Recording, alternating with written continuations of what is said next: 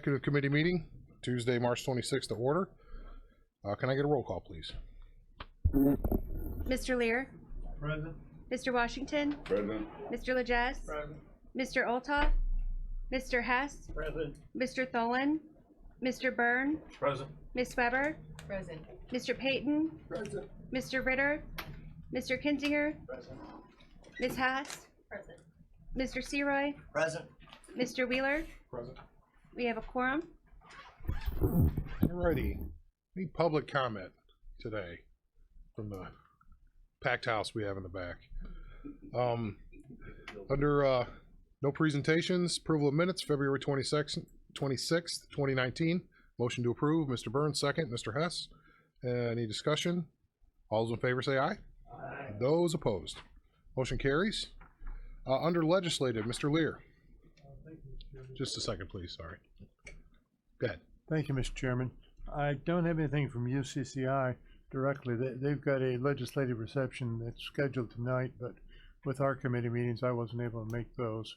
I would hope that most of the committee members and hopefully board members have seen the email that the coroner sent out in regard to House Bill 106 Amendment 1, which would severely reduce the fees that the coroner charges. So if you've not yet had a chance to look at that email, I would ask you to turn your attention to that email. That's all I have at this time. Thank you. Any questions about what's going on in Springfield? I've sent out a couple of updates about legislation. Our lobbyist it's one of the services they provide is a summary of specific bills that may impact our area. So I forward those on to you for your perusal, if you will. I've submitted witness slips on all those issues that you asked me to support or not support from the last meeting. So that's how we do things. If it's a letter, then I send the letter to the legislators. So on behalf of the board. Alrighty. Moving on, nothing under appointments, information services, Mr. Duval.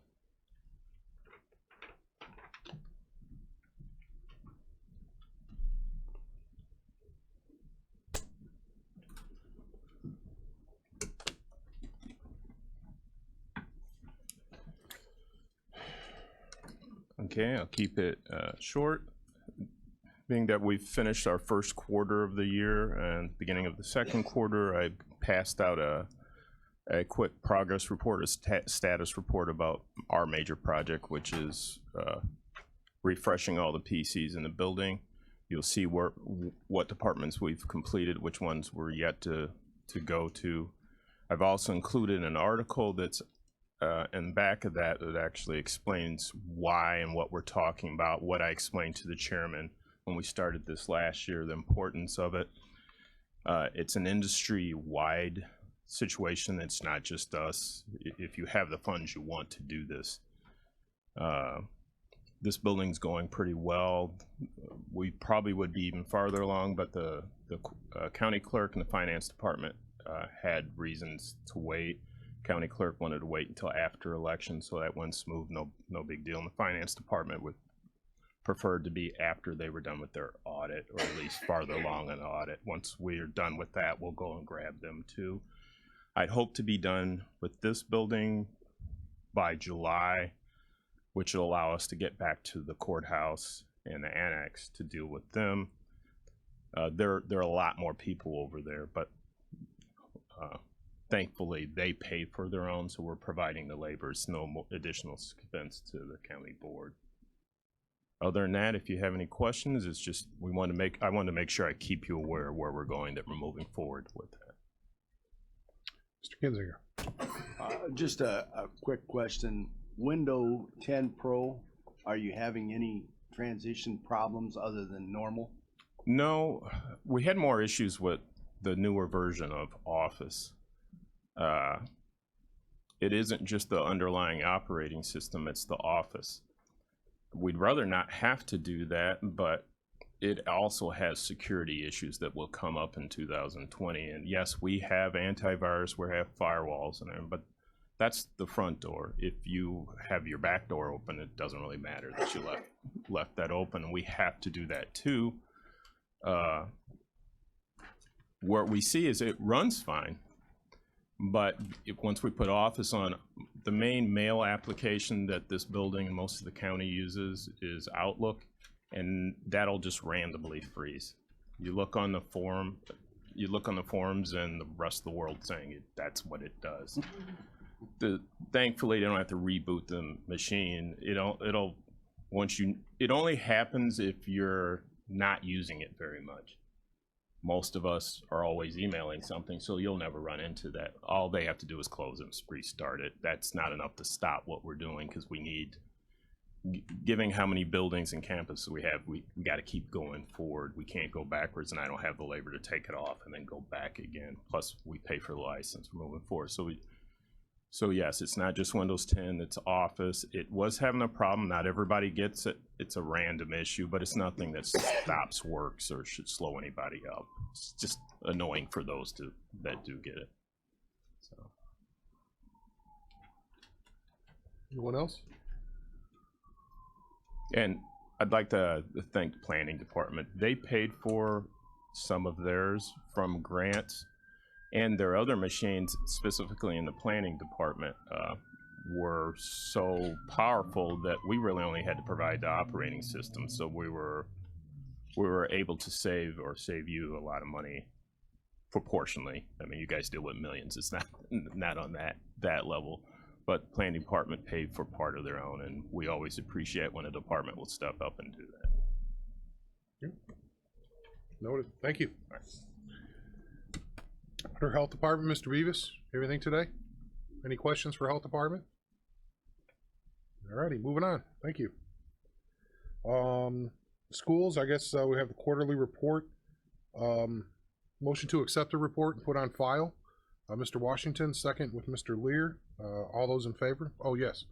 Mr. Kinzinger. It could be my problem, but I have the cover letter that states the attached statement is true, but I have no copy of that report. Was that sent in an email and I missed it? There's nothing there. You have the entire report, and who asked you not to email it? Okay. Alrighty. We'll have a conversation with Mr. Murphy, and we'll get you that. She was telling me in her training that she was instructed not to email that report. I don't see any reason why not, so I'll need Mr. Murphy to tell me if there's a reason that shouldn't be emailed. Okay. Is that what? Yeah, or make it available. Yeah, we can make it available. We have it. It's right here. Okay, I haven't seen it. But yeah, so it's but it's one of those things. There's got to be a legitimate reason why it shouldn't be emailed, and I don't know if there's people's names in there, you know, that might be part of a program that shouldn't be there. I don't know the answer to that. Well, even if, could we have it available at the morning of the meeting that we could look at it with passed out or somewhere on Sure. a desk? We could. I'd see what's rather available? email so you got it, but it is right here, so we can definitely. And it's one of those where we just accept it and put on file. We don't approve it. Yeah, but- we don't know what's yeah. going on. Yeah. We do. We should know what's going on. Yeah, Yeah, that's we don't right. run that department. School boards do, to a degree. We just fund a house for them. Basically, is about what we do. Mr. Lear. It is true that there are 3 county board members that are assigned to a committee that does review that. Oh, that's good. Okay. Myself, Carol Weber, and Shane Ritter are on that committee. And then there are 2 Iroquois County board members that also review the quarterly report. So it has had some elected official board members that have reviewed the report. Okay. Just a question. So if you reviewed the report, then when you see it, Greg Murphy has signed this and states it's true, then somebody in this board has seen it and agrees. Correct. And we've not only seen it and agreed, we've had to sign off on it. Very good. Thank you. Okay. Very good. Thank you, gentlemen. Do we have a motion in a second? Okay. All those in favor of accepting and putting on file? Aye. Those opposed? Motion carries. Under VAC, Karen, do you have anything today? No? Yes, Mr. Kinzinger. I'll just leave this on. I'm just kidding, sir. I'm trying to understand the financial side of that. Kankakee County Finance Statement of Revenues and Expenditures for the VAC. Year-to-date, fiscal year end 19, which I assume is 1 month. Total budget original And then when I get on here, it looks like we spend a large portion of our money. I'm not certain what's happening. I need somebody to explain that that report, revenue and expenditures. Here, I got a copy right here. Sorry. Sure. So where's your question at, sir? My question is, we have 21,000 down last year total. Is that budgeted for the one? This is our total budget expected. So for the we've total spent year? 35,000 of our total budget so far this year. And what's this 21? I'm sorry, we spent 21,000 of our total budget this year. And what's this 35? That means that we're gonna be negative by the end of the year. It means that we didn't balance because the county has asked us to spend down. Yeah. I will get on my, sorry. So for those of you that don't know that, years ago, we had an excess amount of $475,000 in our account. So the budget, our budget levy was cut back in 2012 from getting like 220 a year to I think 110 a year, so that we would spend down that $475,000. So we've all but spent that $475,000 of our excess levy funding, and so each year that $35,000 negative there is just coming out of that little excess fund. Probably this year is going to be the end of that excess fund. So we're next year we're going to need to have more of a levy to match what our actual expenses are. Does that make And sense? so, we've increased that levy by, I gave those percentages tremendously since this happened. So we're trying to, as each year we have to ratchet the levy up to try to get that back. So it's a question of a discussion of spending versus returning the levy up to a higher level to match that. We are required to do these things and to fund the VAC, and they're required to justify to the board the requirements of that funding. And so they have their own board, they have their own finances, they determine their own spending patterns and what programs they're going to do and everything else. And it was my commitment and the board's commitment to honor the promise that was made to return them to a higher level of funding, and we responded. It's, I think, 28% increase in the last 2 years and even more. So Question. yes, go ahead. It looks like even if, and I've only got 1 month to compare, but it looks like we're supposed to have a 253 total expenses. We're geared to go 264, even higher. I can't tell from just 1 month, but we're not going in the right direction. Yeah, that's their question. That's not ours. So They're separate from the county. Are They're you not part aware, of the I county. guess the question is, are you aware the amount of money that's being spent and that we're still digging this hole compared to even your current budget? correct, because we know that we have that excess fund that we need to spend down, and that's why this year that excess fund is going to be gone.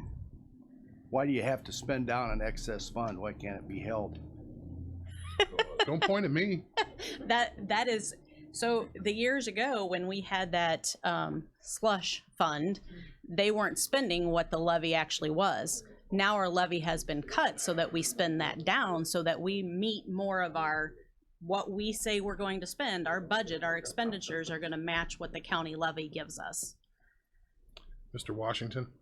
The reason we started out asking this is that the overall picture was it impacted our ability to raise our taxes because of the tax cap. That's the reason we asked them to do it. So we're seeing more veterans every year. I mean, there is no doubt that that tax levy is going to have to increase as the years go on. The amount of money that our office brings into the county is astronomical. I think in my county, or the governor's report that I turned in last month showed that in this last year, our office brought $12 million into the county veterans, and that's a huge fund. I mean, that's huge. And the money that you see going out for veterans housing, that goes to mortgage holders and rental landlords. So the money goes right back into the county. It's not that those expenses are specifically for the veterans and keeping their roofs over their heads, but the money is really spent right back in the county.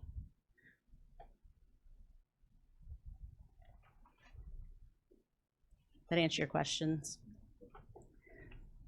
Anyone else? Okay. Moving on. Anita Speckman, County Administrator's Report.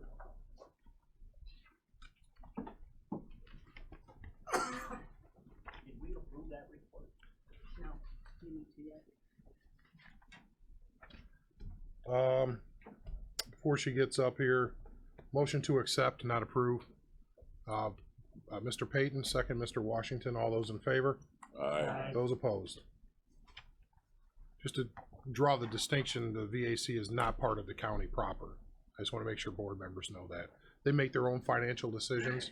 We're responsible to do a levy, and we're supposed to work together to determine what the proper levy amount is supposed to be.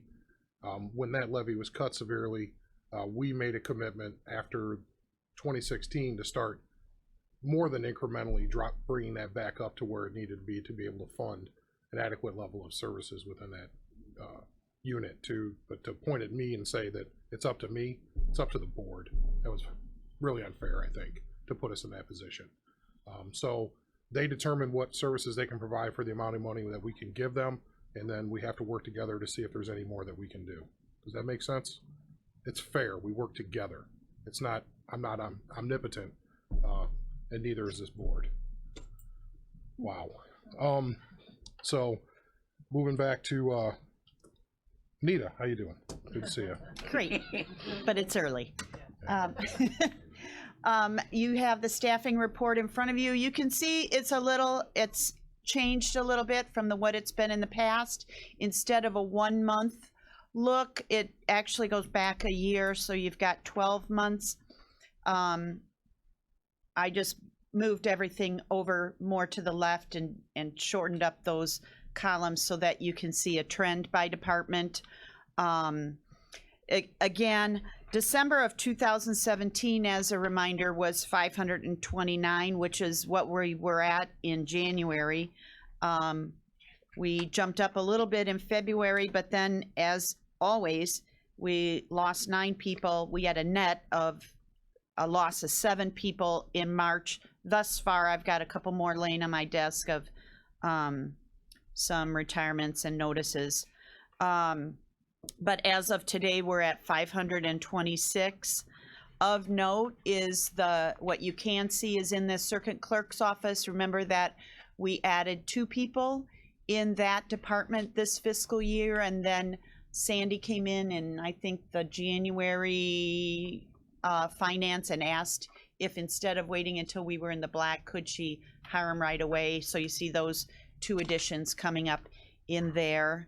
Other than that, you see one of the retires out of the sheriff's deputy department, and then, as always, turnover and corrections, which is pretty typical. Any questions? Yes? sir. No question, just, I really appreciate the ability to check and see a trend, and thank you for your efforts. Sure. Is there anything else you want to update The other thing, I just wanted to let the group know, yes, last Friday, we did have Julie Brooke from OKGC. That is the firm, that's the legal firm that works with our insurance company, and that is the firm that reviewed our policy and procedure manual last summer. And she's a representative and attorney for them in employment law. And she came to the department head meeting, and we had a pretty big turnout. I don't know, probably 40, maybe 30, 40 people. Yep. We encouraged our department heads to bring like their chief deputies. So we had quite a few of those show up. And she did pretty long conversation about everything from hiring practices all the way through termination in kind of employment law, some things that are happening there, and pitfalls, et cetera. So that was, I think, well received by the group. A lot of good information, and there is our insurance company is putting on a seminar April 25th, unemployment law a little longer. It's a 9 a.m. to 2 p.m. in Tinley Park, and the entire group was invited to attend that as well. So I sent that invitation out last Friday to anybody that wants to attend. But I think that was helpful. Anything else exciting? Not a thing. No. Yep. It's a cakewalk. Yep. Walk in the park. Just the opposite. Any questions? As always, get a hold of Anita if you have any specific questions about stuff. You know where to find her. Yep. Thank you. Okay, now we get into some interesting things. I guess to start off with, not like the other stuff wasn't interesting. I apologize for that. You know, this is just definitely different. Got to preface the next portion with a little reminder of what we did with the Ethics Commission when this started. Some years ago, we had the Ethics Commission. It was kind of inactive. There was people on it. Frankly, some still weren't on this planet anymore that were appointed. So we, working with Mr. Rowe at the beginning of our terms, we got that going again. That was important to have the Ethics Commission, and talking with Jim, said, hey, you know, the one thing I have an issue with is, and he did too, is why is the state's attorney the ethics advisor? What if somebody in his office was, you know, brought up on ethics charges, or heaven forbid him? How would that's a conflict. You know, you couldn't really advise against your own situation. And so we changed the Ethics Commission makeup, and we had, I asked Kendall Wenzelman as a retired judge to be the ethics advisor. We thought that would be a nice independent person. And lo and behold, you know, we come to find out, because the first ethics case really did involve both my office and his. At the time, it was dismissed, but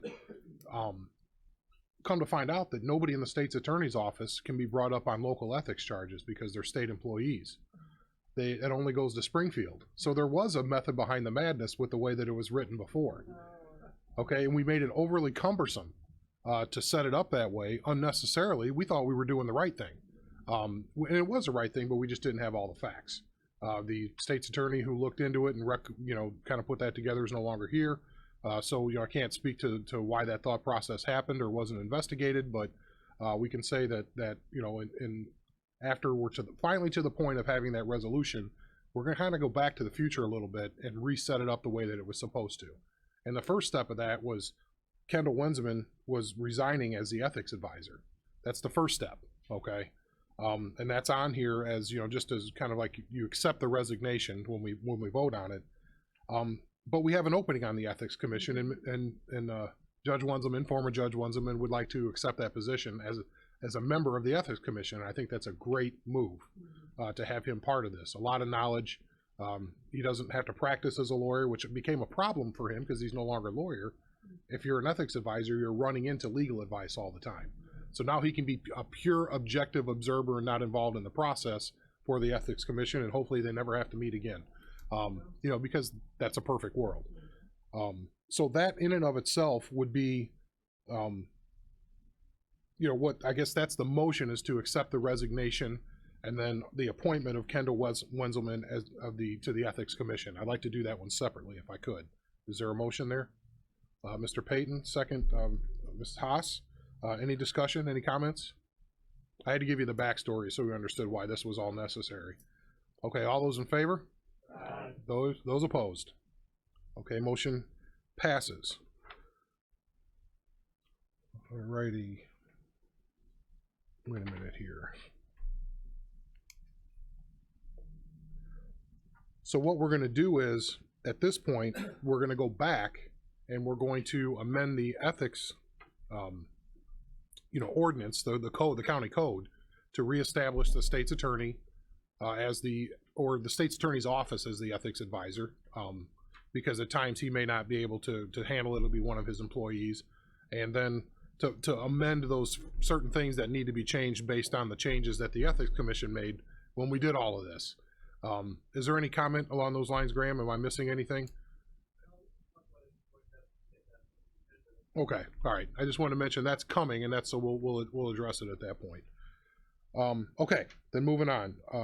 I have the resignation of Ed Mentz from the Zoning Board of Appeals, appointment of Dawn Landwehr to the Historic Preservation Commission, reappointment of Joseph Kane to the Kankakee County Board of Review, reappointment of Mark Kaner to the Board of Review, reappointment of Gerald, is it Benji to the Manteno Community Fire Protection District, reappointment of Tony Brunello to the Grant Park Fire Protection District, reappointment of Robert Casino to the Bourbonnais Fire Protection District, reappointment of Brian Grobe to the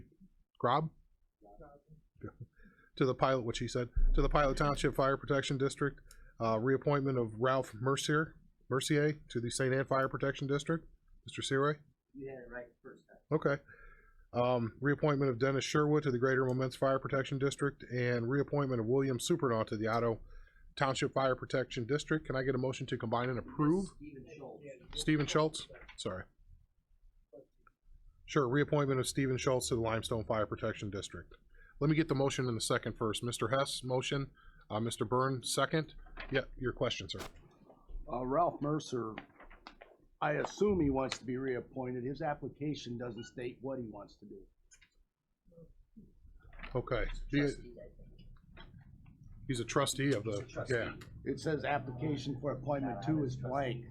to the blank. Yeah, Yeah, we ask, we send out the letter. He's not on anything else. okay. And this is actually more than we've ever done in the past. I actually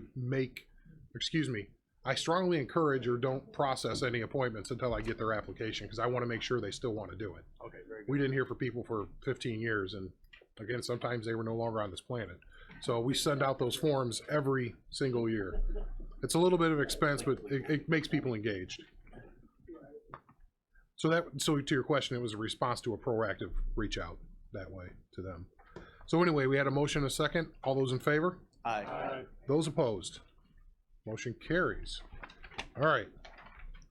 Openings, one opening on the BM Lewis Drainage District, one on the Grinnell Special Drainage District, one on the Gar Creek Drainage, 2 on the Manteno number 3 Drainage, 1 on the Manteno number 9 Drainage District, 1 on the Minnie Creek Drainage District, 1 on the Momenson Yellowhead Drainage District, 1 on the Kankakee County Housing Authority Board, 1 on the U of I Extension Committee board member.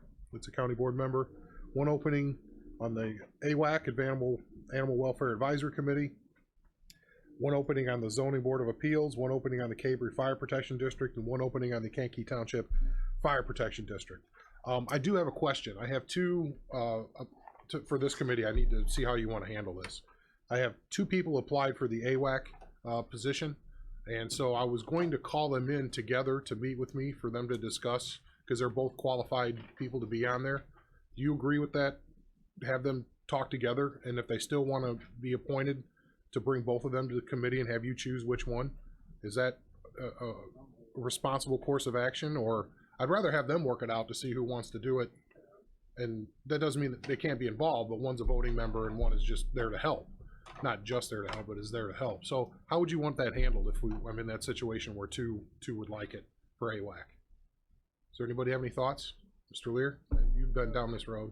I think that's the appropriate procedure that you suggested. Just bring them I in, would talk to them support it. together, and have them Yes. kind of work it out and see what they want to do. Okay.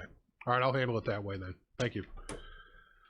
Alrighty, Mr. Graham Quinn, Esquire, under new business. Mr. Graham? Okay.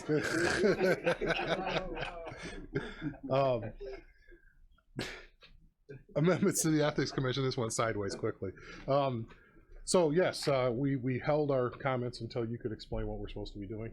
Well, I mean, plan. No, that was intentional. Go ahead. You summed it up fairly sufficiently, I would say. A copy I handed around of the old ethics ordinance. We're looking at 2-229, bottom of the left column and top of the right. That's the way it used to be phrased, and I understand that the chairman wants to go back to that phrasing. The one thing I still need to parse out a little bit is Jim would like to remove our office in the event of our office's involvement in the complaint, which makes a perception sense, even though that we're not subject to the county's ethics, we're subject to the state's ethics. So he would like me to just kind of play around with the language and put a caveat in there.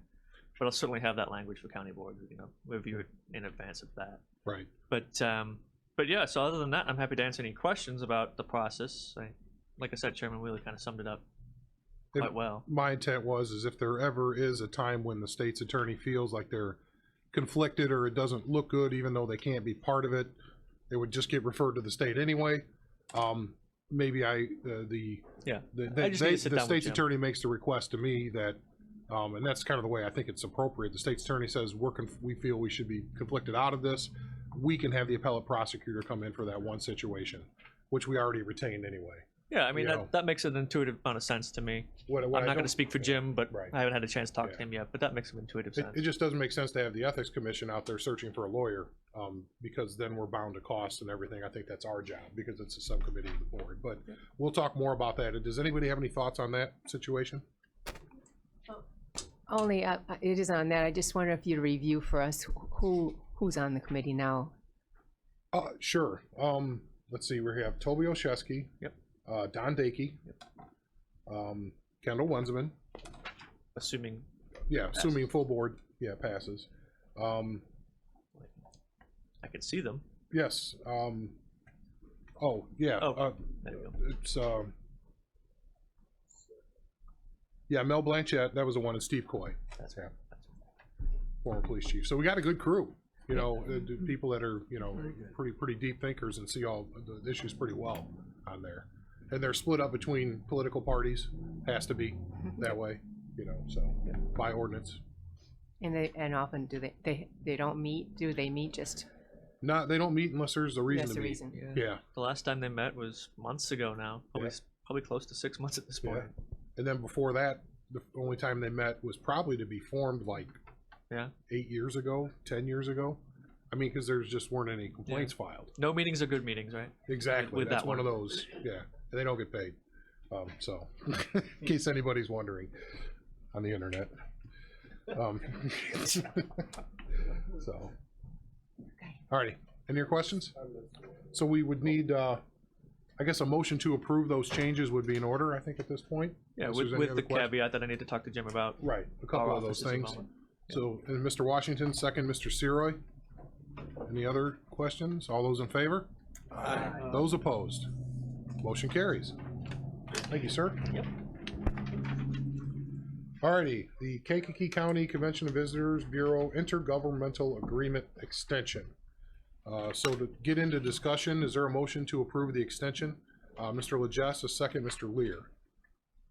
Now, as far as the summary goes, the board members may remember we're limping along. We kept extending this by 6 months and 6 months because at one point, the CVB wanted to extend IMRF benefits to their employees, and we questioned whether that can even happen.